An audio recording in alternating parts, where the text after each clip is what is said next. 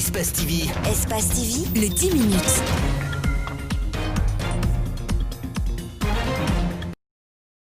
Ablaye Kourouma était jusqu'au 2 juillet dernier 6e secrétaire parlementaire avant son exclusion le 3 juillet dernier de cette fonction.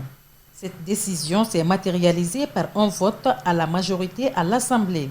Sa position contre la falsification de la nouvelle constitution lui aurait coûté son poste. Rien ne s'était passé, c'est par rapport à notre prise de position. Avant tout, nous sommes de l'opposition. On ne peut pas être inféodé à la décision de la majorité présidentielle. Et il est de notre droit de dénoncer ce qui est à dénoncer, de dire ce qui est et ce qui doit être. Moi, je pense que ça ne peut que nous réconforter dans notre combat de l'opposition. Je ne peux pas dire oui à ce qui n'est pas bon pour le pays. Sinon, j'ai été conseillé, honnêtement, il dit, tu fais comme on veut, soit on te sort du bureau. On ne m'intimide pas si vous voulez me sortir du bureau parce que je dénonce la mauvaise foi des exécutifs qui sont en train de modifier les lois, mettre les lois à leur solde. Cette histoire de constitution est à la base parce que j'étais le seul député qui s'est opposé pour que les lois soient organisées, soient adoptées à cette constitution qui n'est pas clarifiée. Cette exclusion reconforte le député dans sa position. Il promet de continuer son combat tout en dénonçant. Si par rapport à mes opinions politiques, à mes prises de position politiques, je suis exclu du bureau, ça veut dire que je joue très bien mon rôle, je joue efficacement mon rôle et je les dérange. Mais je ne le regrette pas, je vais continuer le combat.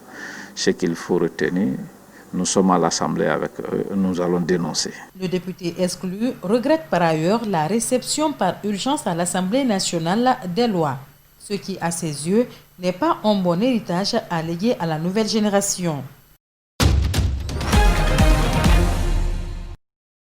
Badra Koné, après sa démission au sein de l'UFR, lance officiellement la nouvelle génération politique. Le transfuge de l'Union des forces républicaines de l'ancien Premier ministre Sidya Touré prend la tête du mouvement NGP pour, dit-il, changer la donne dans l'échiquier politique guinéen. Nous avons décidé de constituer un mouvement politique pour prendre position sur les questions de la nation, contribuer au débat d'idées et à l'animation de la vie politique dans notre pays. Ça n'est un de trop, disent déjà certains. Pourquoi n'avez-vous pas adhéré à un parti politique existant? Les partis d'opposition les plus grands et les acteurs de la société civile se battent contre les velléités de confiscation du pouvoir de M. Alpha Condé et ont mis en veilleuse leurs contradictions pour parler d'une seule voix. N'est-ce pas que créer un mouvement politique dans une telle conjoncture conduira à la fragilisation de l'opposition, à l'éparpillement de ses forces, à coup sûr un coup d'épée dans l'eau? La NJP est aussi un espace d'échange, un tremplin pour le leadership. Les citoyens dans ce mouvement vont être mobilisés autour d'un projet de société. La jeunesse constitue la France la plus importante de la population guinéenne. Elle est confrontée aux maux les plus cruels: désœuvrement, chômage, abandon moral, perversion, corruption, addiction à l'alcool et à la drogue. Cette jeunesse-là, ce sont aussi les hommes et les femmes qui se battent dans les conditions difficiles pour la gloire du pays. Dans les instances de décision de nos partis politiques, elle est encore sous-représentée. Et quand elle essaye, par entrisme, de changer les lignes du siècle de leur leader, elle est ostracisée. Aussitôt lancée, la NJP compte militer au sein du FNDC. Une rencontre est attendue pour discuter des modalités d'adhésion au mouvement de protestation contre un mandat supplémentaire du président Alpha Condé.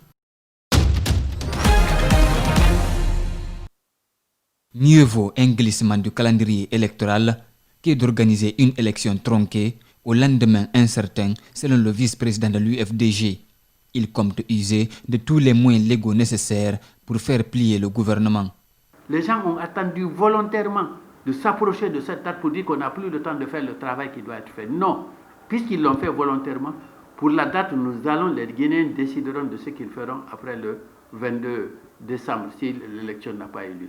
Mais d'abord, il faut créer les conditions objectives d'organisation d'une bonne élection pour que tous les Guinéens soient réconciliés, pour que le lendemain de l'élection, il y ait de la paix en Guinée, qu'on s'occupe maintenant des problèmes de développement, mais pas l'inverse. Selon ce cadre de l'UFDG, il est impossible d'organiser la prochaine présidentielle avec l'actuel fichier électoral miné, dit-il.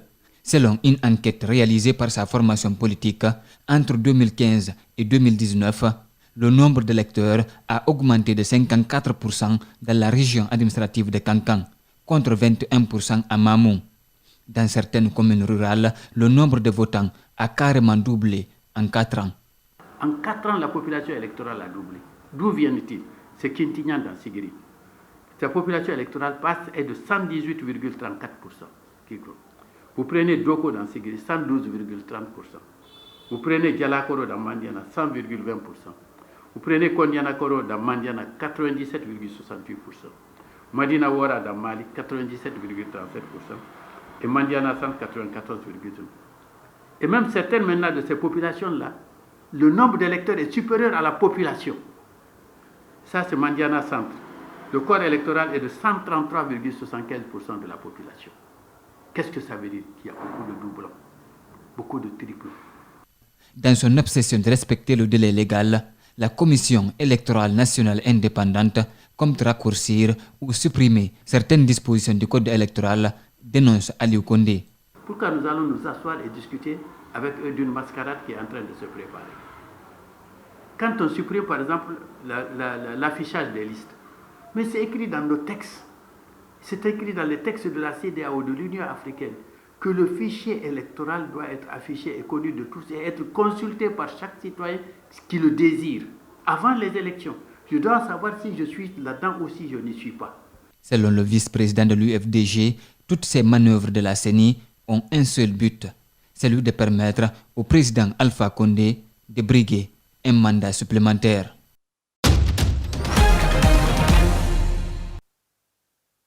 De briguer un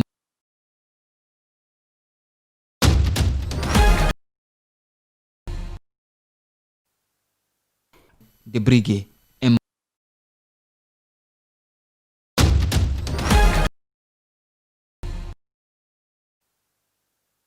de briguer un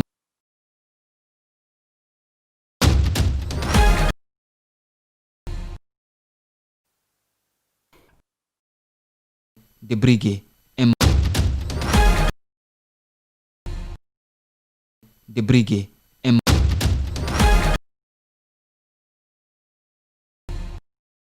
de briguer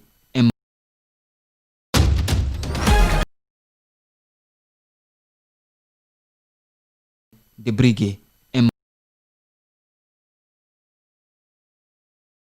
de briguer un de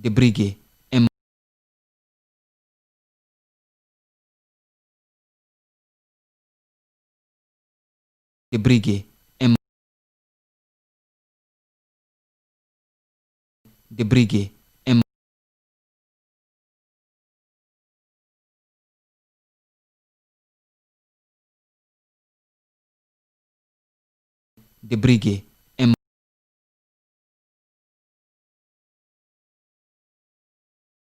de briguer un de briguer un de briguer un de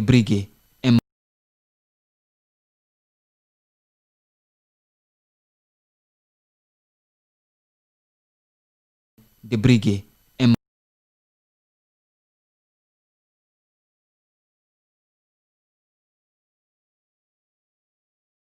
de briguer un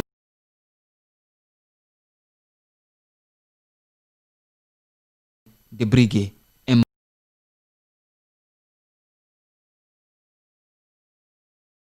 de briguer un de briguer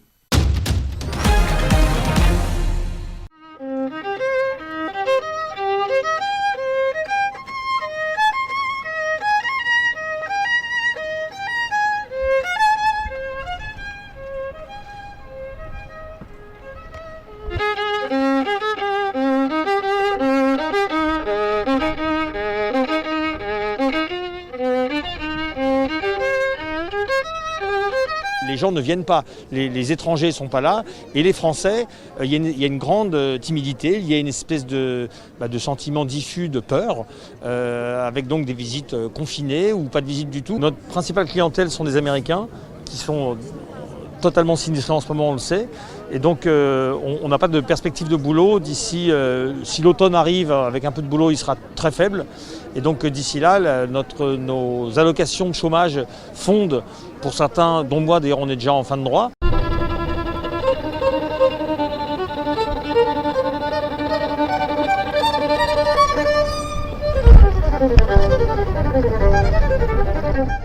On a symboliquement porté un masque bleu avec une croix pour dire que nous, on n'a pas la parole. Donc on ne peut pas parler, on ne peut pas travailler. Parce que notre travail, c'est la transmission, c'est la parole. Et là, on n'a pas de clients, donc on ne parle pas.